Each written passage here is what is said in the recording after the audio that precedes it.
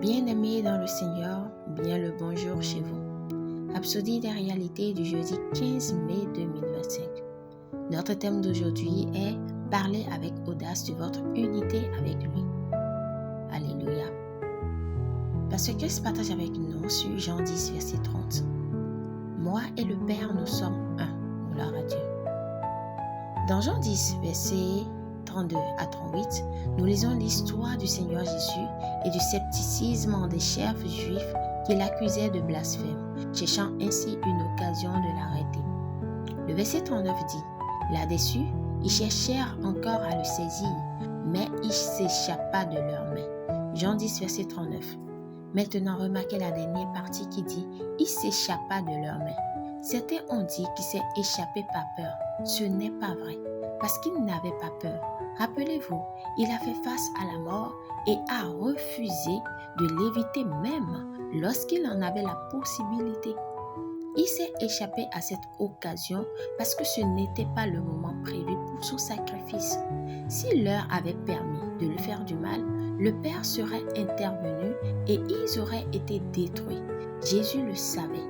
Il a dit dans Matthieu 26, verset 53, « Penses-tu que je ne puisse pas invoquer mon Père qui me donnera à l'instant plus de 12 légions d'anges ?» C'était le Fils de Dieu, pleinement conscient de son autorité et de la puissance des anges à son service. Prenons l'exemple d'Élisée et de son serviteur lorsqu'ils étaient entourés d'une armée. Le serviteur était effrayé, mais Élisée lui dit, il répondit, « Ne crains point, car ceux qui sont avec nous sont en plus grand nombre que ceux qui sont avec eux. » Élisée pria alors, « Seigneur, ouvre ses yeux afin qu'il voie. » Et le jeune homme vit que la montagne était remplie de chevaux et de chars de feu autour d'Élisée. 2 Rois 6, versets 16 à 17. Si cela s'est passé avec Élisée, alors imaginez avec le Seigneur Jésus. Il savait qu'il avait des myriades d'anges avec lui. Ses actions étaient réfléchies, démontrant qu'il était toujours au contrôle. Même sous la pression, il est resté focalisé sur l'accomplissement de la volonté du Père, nous montrant l'exemple parfait de courage et de confiance dans le plan de Dieu. Ce même Jésus vit en nous aujourd'hui par son esprit et son audace est la nôtre. Comme lui, vous devez entièrement faire confiance au Père en marchant dans l'assurance de son amour, de sa puissance et de son dessein parfait pour votre vie. Le psaume 118, verset 6 dit, « L'Éternel est pour moi, je ne crains rien. Que peuvent me faire des hommes ?»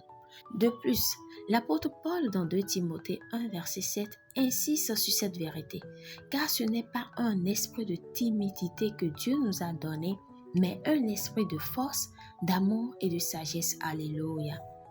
Soyez donc audacieux en affirmant qui vous êtes en Christ et votre unité avec lui. C'est ce qui a mis les Juifs en colère. Leurs pensées religieuses ne pouvaient pas accepter ou comprendre l'audace et la conviction avec lesquelles Jésus parlait de son unité avec le Père. Et nous sommes exactement comme lui. Confession. Je marche avec l'audace et le courage de Christ. La peur n'a pas de place en moi.